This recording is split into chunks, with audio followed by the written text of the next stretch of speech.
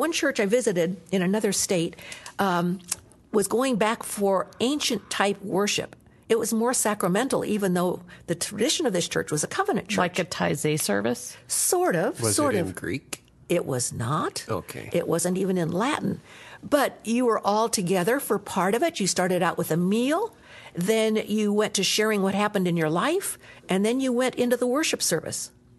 And at the end of the homily or the brief message, when the children were gone, the children all came back together.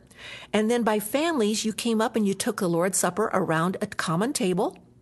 And then you had a time of prayer. And every prayer group was to have 3 or 4 people, but every prayer group had to have a child in it. I never experienced anything like that. And so I was a visitor, and I sat with my host, and this 10-year-old girl came over and said, "May I pray in this group?" And I said, "Well, sure, I'd love to have you." And she said, "May I pray for you?" She initiated all of this. That's going to make me cry. And she prayed for me a prayer that was so deep and so focused on God's work in my life. I thought, my goodness, what is happening in this child's life that she's at this point where she could come and pray for a total stranger? Right. At the end of the service, it was probably 15 minutes of prayer. At the end of the service, we all gathered in 2 circles around the altar, the table where the Lord's Supper had been celebrated, and we did a Hebrew grapevine dance. And there were other visitors there, and we had no idea what was going on, but one circle went one way and the other circle went the other way, and we celebrated and then went out into the world filled with joy because we'd been together as a people.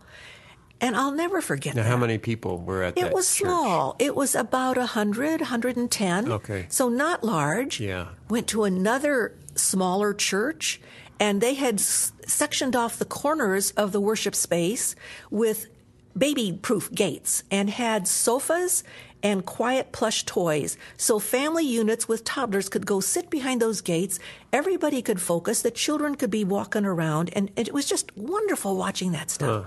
So it was great. It feels more like house church, second century house church. Absolutely. Both of them felt like house church, like the faith family was a big extended family. Right. But it also feels like, well, gee, at some point, well, we have to do it this way because we don't have the resources. We don't have the space. We don't have the resources to separate anyone out. And then at some point people said, well, now we do. Now we have a church basement. That's where the kids can go. The kids belong in the basement. Because they're disrupting our service. Yes. Okay. So how many of those churches that are doing that do you think initially began doing it because of lack of resource or lack of space versus real intentionality? These particular ones who were dramatically different intentionally started out to be intergenerational and family-focused. Okay. That was part of their design. Where did they get that idea? Is someone promoting that? Is it a denomination or is it totally non-denominational? It's totally non-denominational. Well, how do you govern that theologically? Like, how do you... Well, I think if you go to both Testaments, you find children present always in the worshiping community. In the Old Testament, it was through the tribes. And there's so many places in Nehemiah, in Deuteronomy, where the people of God, including the children, were there praising and singing and shouting and weeping. In Ezra and Nehemiah, it talks about the children weeping when the people hear about their sins. In the Second Testament, in the New Testament, you find the church meeting in homes. So it was the household. Only in North America do we see family as mom, dad, and the kids. So I think our idea of faith family is overridden by our idea of nuclear family. So in the Old Testament, it was the tribe that was the whole community of faith. In the New Testament, it was the household, which included extended family members plus the servants, multi-generations plus the servants. So you never had mom and dad and the kids having to do this by themselves. And the occasional slave or two. Yeah, the servants, absolutely. So anyhow, my sabbatical research was very encouraging in a way, but I didn't see it often enough. I saw too much of things like one church in the far western state started out to be family-oriented with everybody together, and then I had a conversation with the pastor in my office at school one day, and I said, "How is that going for you now?" And he said, "Oh, we don't do that anymore." And I said, "Really? What happened?" And he said, "The people didn't want it." So it said to me there was no grounding behind what they were doing. They were just trying to try a new idea. Yeah. Okay. Can I fast forward, or yes. do you want to ask another question? Fast forward. No. This Fast is forward. fun. It's a roller coaster of children's ministry history. Fast forward to this last Easter. Yes. I visited a church I had never really been part of. It's from an Anglican tradition, and it's a large church. It will have up to 1,100 on a Sunday morning. And I went there 3 times during Holy Week. On Maundy Thursday, which my tradition didn't pay any attention to. I'd never heard of it until the last few years. Good Friday and Holy Saturday, Easter Vigil. I went to those 3 services, and what I saw just blew me away. I saw the faith family gathered and doing things that gave me great, great hope, because here was a large church doing what these small churches were modeling for me. So, for example, Maundy Thursday, the service started at 7 and went till a little after 9, and there were probably 700-800 people in the worship space, more than half of them families with young children, there the whole time. There was foot washing happening, with parents washing children's feet, with children washing parents' feet, with children washing their baby sister's feet. Incredible singing. Behind me were 2 young boys standing and singing through the worship folder for the entire time. Not familiar music to me.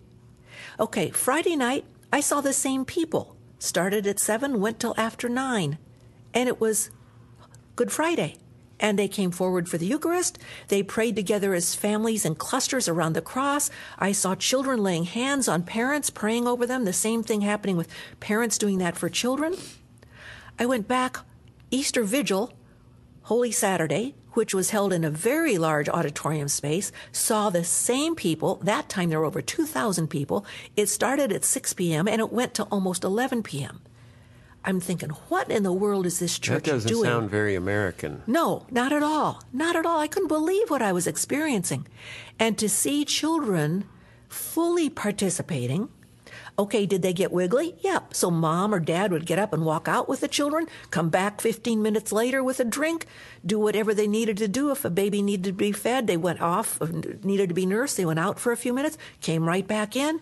So there was a lot of movement going on. Sometimes children squawked. Sometimes a toddler would say something out loud. But what I saw was children actively participating in the worship service. During the Good Friday service, right across the aisle from me was a child about 10. A girl, for some reason, she was wearing a cloak with a hood, and it was red down to the floor. And she stood and, using her worship folder, sang for 45 minutes the songs that were being sung as people went forward to receive the Lord's Supper. Her parents were seated, but she stood. Huh. So I called the next week and said, "Tell me what's happening in your church. What do you do that have parents coming that many times in 1 week, staying that many hours in a church? What do you do to train the children? What do you do to train the parents for this?" Right. He said, "I don't know what you're talking about. We don't do anything." Wait a minute. I've never been to a church that has this kind of participation. And he said, "Well, maybe because it's how we started back in the beginning.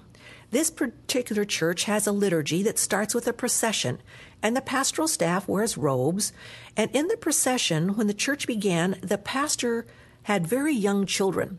And some of the time, the children got out of their seats and came and joined the procession behind the cross and behind the scriptures. And 1 week, this pastor's son brought his big stuffed elephant from home and came in the procession with the scriptures with the stuffed elephant, which created quite an element. Sorry there, loss of focus. So what this did was say to the people in this congregation, "You're welcome here. Right. No matter who you are, what you enjoy." This is just making me weep. Oh, well, I'll tell you, it changed my life after I experienced it. So I said, "How do you train your parents?" We don't. They come, they see, they realize they're free to experience worship, free to meet God, however it works for their family. And I said, "Okay, what about visitors?" Well, they come, we welcome them. We have all kinds of outreach events to attract them. We welcome them, we embrace them. And if they come and they see what we do, we say, we'd love to have you part. And they say, well, this won't work for our family. We say, God be with you. Go on your way. So what I noticed was this church knows who they are. They know the values that they're holding. They know their view of church in Scripture, and they don't compromise it based on who they're trying to attract. Right. And then the pastor I was talking to said something that really has marked me. He said, what's really important for our church is the attachment of our children. And attachment parenting is a high value. And we want our children to stay attached to their parents during the worship service. Not get passed off. And to not get passed off so the adults do quiet worship by themselves. Right. But it's full participation. I just visited again this last Sunday, and I saw people in their 70s. I saw toddlers walking in the aisles quietly, sometimes not so quietly. So it happens in ordinary time. So that has really marked me.